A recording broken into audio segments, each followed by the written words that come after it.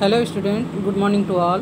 पिछले क्लास में हम निषेचन पश्च संरचनाएं एवं घटनाएं, post fertilization, structure and events के बारे में पढ़ रहे थे, जिसमें सबसे पहले हम भ्रूण कोश के बारे में स्टडी कर रहे थे। भ्रूण कोश यानी जो द्वितीयक केंद्रक होता है, जिसमें त्रिसंलयन होता है। इसके फलस्वरूप बनी हुई कोशिका में बार बार विभाजन होता है और इसमें कोशिका द्रव्य जो है वह थिक हो जाता है, पोषक तत्वों से भरपूर होता है, जो भ्रूण के डेवलपमेंट में पोषण प्रदान करता है, इसलिए इसे भ्रूण कोश कहा जाता है। तो इसमें हमने 3 प्रकार के भ्रूण कोश के बारे में बताया था। केंद्रकीय भ्रूण कोश के बारे में हम पढ़ चुके थे, न्यूक्लियर एंडोस्पर्म, जिसमें मैंने नारियल का उदाहरण दिया था। इसमें केंद्रक बार बार विभाजित होता है और उसके चारों ओर भित्ति नहीं बनती, अंत में फिर कोशिका के चारों ओर भित्ति बनती है। इस प्रकार पूरा जो भ्रूण कोश होता है वो केंद्रकीय होता है। तो हमने नारियल का उदाहरण देकर इसको समझाया था।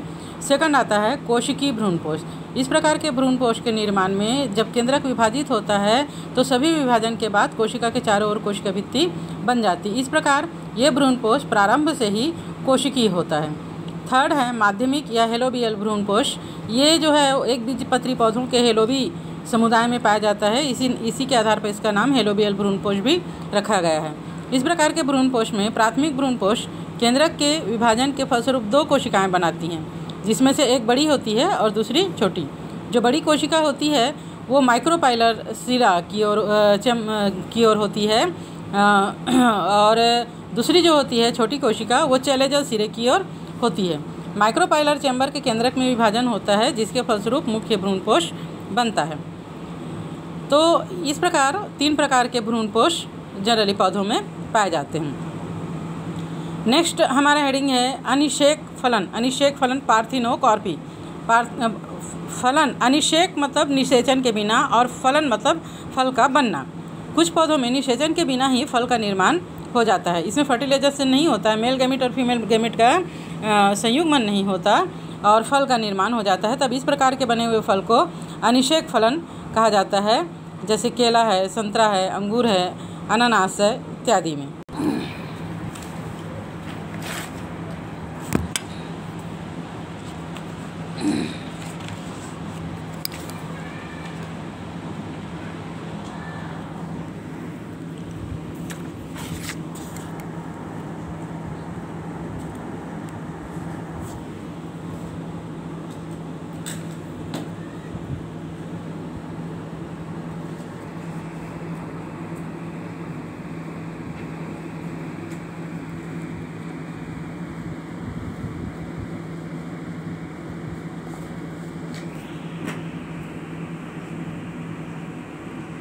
अनिषेक फलन के कारणों का अगर हम बात करें तो ये 3 कारण से होता है। एक तो परागन और निषेचन की क्रिया के फलस्वरूप बीज का विकास प्रारंभ हो जाता है, लेकिन ये विकास कुछ समय के बाद रुक जाता है और बीज का निर्माण पूरी तरह नहीं हो पाता। इस प्रकार निर्मित फल में बीज कम उत्पन्न होते हैं, जैसे अंगूर में। दूसरा है परागन तो होता है लेकिन निषेचन की क्रिया नहीं हो पाती है। परागकण का जो केंद्रक होता है वो बीजांड के केंद्रक से नहीं संयुग्मित हो पाता। ऐसी स्थिति में वर्तिकाग्र पर अंकुरित हो रहे परागकण ही अंडाशय का फल बनाने हेतु उद्दीपन प्रदान करते हैं। कुछ हार्मोनल चेंजेस होते हैं, कुछ हार्मोन्स होते हैं जो अंडाशय को फल बनाने के लिए उत्प्रेरित कर देते हैं, पर फर्टिलाइजेशन नहीं होता। तीसरा कारण है परागन और निषेचन दोनों ही नहीं होते हैं। यहाँ पर ना तो परागकण वर्तिकाग्र पर आकर गिरते हैं और उनमें परागन की क्रिया होती है, और तो फिर निषेचन का तो सवाल ही नहीं उठता। तो इस प्रकार का जो क्रिया होती है उसके फलस्वरूप अनिषेक फलन का निर्माण होता है। जैसे केला में बीज रहित फलों के विकास के लिए हार्मोन का भी प्रयोग किया जाता है आजकल, और बहुत सारे फलों को बीज रहित बनाने के लिए, जैसे जितने भी सीडलेस फ्रूट हम आजकल खाते हैं, गुआवा यानी अमरूद, अंगूर, केला में तो बीज खैर बहुत कम होता है प्राकृतिक रूप से ही, और नींबू कुल के जितने भी फल हैं उन सबको आजकल अनिषेक फलन के द्वारा ही उत्पन्न किया जा रहा है। मैक्सिमम फलों को, सब्जियों को बीज रहित बनाने का प्रयास किया जाता है, जिसके लिए अतिरिक्त रूप से हार्मोन्स का प्रयोग किया जाता है। इन हार्मोन्स में से कुछ हार्मोन्स है इंडोल एस्टिक एसिड, 2,4-डाइक्लोरोफिनॉक्सी एस्टिक एसिड, ब्यूटारिक एसिड, ये सब का प्रयोग किया जाता है। नेक्स्ट संरचना हम भ्रूण के बारे में बात करते हैं। तो हमने जो बीजांड है उसमें सात केंद्र की होता है, 7 केंद्र की होता है, जिसमें 3 जो है वह चैलेजल सिरे की ओर होता है, एंटीपोडल न्यूक्लियस कहलाता है, और 3 जो है वो माइक्रोपाइलर सिरे की ओर होता है, जिसमें 2 सिनर्जिड या सहायक होता है और एक जो है मुख्य एक सेल होता है, और ये जो है 2 जो फ्यूज़ होकर एक बनते हैं, ये ध्रुवी केंद्र कहलाता है। तो यहाँ पर डबल फर्टिलाइजेशन के फलस्वरूप जो एक सेल है उसे एक मेल न्यूक्लियस जो है वो फर्टिलाइज होता है, जिससे कि भ्रूण का निर्माण होता है, और त्रिसंलयन के पश्चात यहाँ पर जो 2+1 2+1 3 न्यूक्लियस मिलते हैं, जिससे कि 3N वाला बनता है, ये भ्रूणपोष बनता है। तो भ्रूणपोष का विकास तो हमने अभी पढ़ा कि किस प्रकार इसमें 3 अलग अलग प्रकार से अलग अलग पौधों में भ्रूणपोष का निर्माण होता है। अब आते हैं भ्रूण की ओर। तो भ्रूण की ओर यहाँ पर जो है वो मेल न्यूक्लियस और फीमेल न्यूक्लियस संयुग्मन के फलस्वरूप जायगोट का निर्माण कर देते हैं। अब जायगोट में जो जायगोट होता है उसका न्यूक्लियस जो है वो 2N वाला होता है, द्विगुणित होता है। ये जो सेल होता है वो डिवाइड होता है और लॉन्गिट्यूडनल डिवाइड होता है, जिसके फलस्वरूप 2 सेल बनते हैं, ऊपर और नीचे 2 सेल। ठीक है, इसमें फिर ट्रांसवर्स डिवीजन होता है, जिसके फलस्वरूप 4 सेल बनते हैं, और इसके बाद कंटिन्यूअस जो है ऊपर और नीचे की ओर सेल जो है डिवाइड होते जाते हैं, और इस प्रकार एक भ्रूण का निर्माण कर देते हैं। जो ये जो भ्रूण होता है वो अलग अलग प्रकार का होता है। पहले ये गोलाकार होता है, फिर इसकी सेल जो है वो डिवाइड होकर हृदयाकार बन जाती है। जनरली द्विबीजपत्री पौधों में ये जो होता है, नीचे का जो भाग होता है वो बीजपत्र यानी दो बीजपत्र का निर्माण करता है, और ऊपर का जो सिरा होता है वो भ्रूण का निर्माण करता है, जिसमें जड़ और तने की संरचनाएं जो हैं वो रहती है। तो इस प्रकार यहाँ पर जो हम संरचना देख रहे हैं, ये जो भाग है वो निलंबक, और ये जो है वो हृदयाकार भ्रूण कहलाता है। बाद में ये जो है नीचे का जो भाग होता है, इसमें नीचे प्रांकुर, मूलांकुर और बीजपत्र का निर्माण, सबसे नीचे के भाग से बीजपत्र का निर्माण हो जाता है, इसके ऊपर का भाग में प्रांकुर और उसके ऊपर के भाग में मूलांकुर का निर्माण होता है। एक प्रारूपिक द्विबीजपत्री भ्रूण में हमने जैसे भी बताया कि 2 बीजपत्र और एक भ्रूणी अक्ष होता है। बीजपत्र के स्तर के ऊपर भ्रूणी अक्ष की प्रोटीन बीजपत्रोपरिक यानी एपिकटाइल कहलाता है, जो प्रांकुर या स्तंभ सिरे पर प्रायः समाप्त हो जाता है। और एक बीजपत्री भ्रूण में केवल एक ही बीजपत्र होता है, इसलिए जो नीचे का जो भाग होता है वह एक ही बीजपत्र से निर्मित होता है। घास परिवार के जितने भी पौधे हैं उनके बीजपत्र को प्रशल्क या स्कूटेलम कहते हैं, एक पतली सी झिल्ली जैसी संरचना से ढका हुआ होता है, जो भ्रूणी अक्ष के पार्श्व की ओर स्थित होता है। इसके निचले सिरे पर भ्रूणी अक्ष में एक गोलाकार और मूल आवरण एक बिना विभेदित परत से आवृत होता है, जिसको मूलांकुर चोल या कोलियोराइजा कहते हैं। स्कूटेलम के जुड़ाव के ऊपर स्तर से ऊपर भ्रूणी अक्ष के भाग को बीजपत्रोपरिक कहा जाता है। बीजपत्रोपरिक में प्ररोह, शीर्ष और कुछ आदिकालिक पर्ण होते हैं, जो एक खोखला पर्णी संरचना को घेरते हैं, जिसे प्रांकुर चोल कहते हैं। जैसे यहाँ पर द्विबीजपत्री एक पौधे का और एक बीजपत्री पौधे के भ्रूण का काट दिया हुआ है।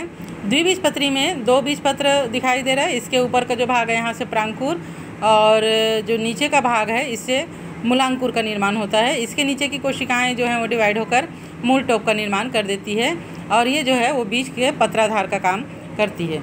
इसी प्रकार एक बीजपत्री पौधे का हम काट देख रहे हैं भ्रूण का, ये स्कूटेलम कहलाता है, जो पतली झिल्ली के समान संरचना उसको ढकी हुई होती है, और इसके अंदर होता है प्रांकुर चोल, इसके नीचे जो है प्ररोह शीर्ष, और नीचे जो है वो मूलांकुर, मूलटोप और मूलांकुर चोल मतलब मूलांकुर के भाग को ढकने वाला कोशिकाओं का एक लेयर होता है, ये कहलाता है।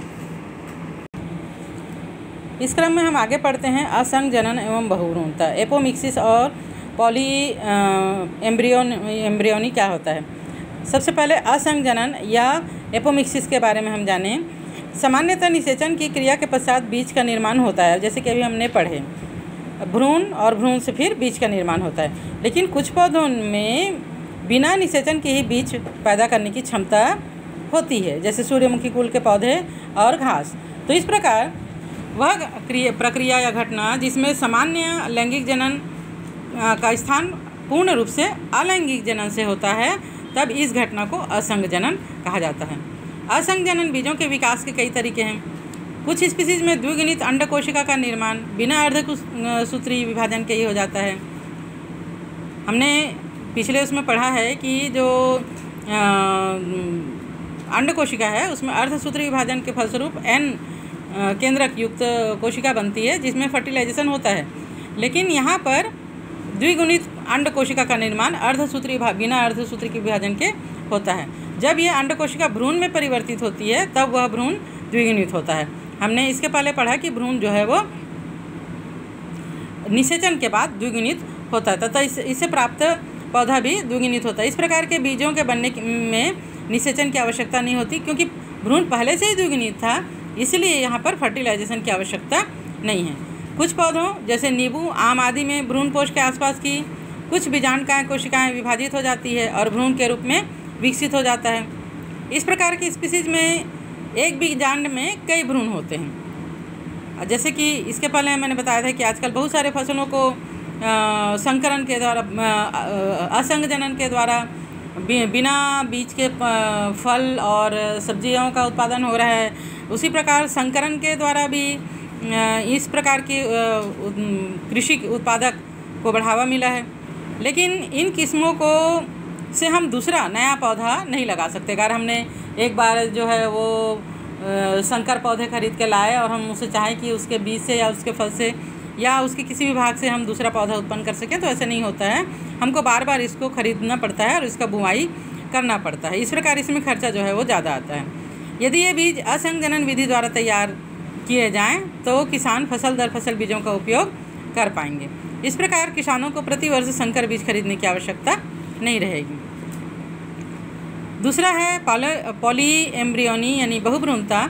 जब एक बीज के अंदर, जनरली हमने अभी क्या देखा कि एक बीज में एक ही भ्रूण होता है, लेकिन जब एक बीज में एक से अधिक भ्रूण होता है तब उस अवस्था को बहुभ्रूणता कहते हैं। ये अवस्था जो है वो अनावृत बीजी पौधों में ज़्यादा पाया जाता है। आवृत बीजियों में ये कम ही पाया जाता है, पर आवृत बीजी पौधे में भी कुछ पौधों में पाया जाता है, जैसे आम, नींबू में ये पाया जाता है। कभी कभी नींबू के बीज को देखे होंगे आप, एक ही बीज के अंदर दो रहता है, कवर के अंदर दो बीज जो है वो जुड़े हुए रहते हैं।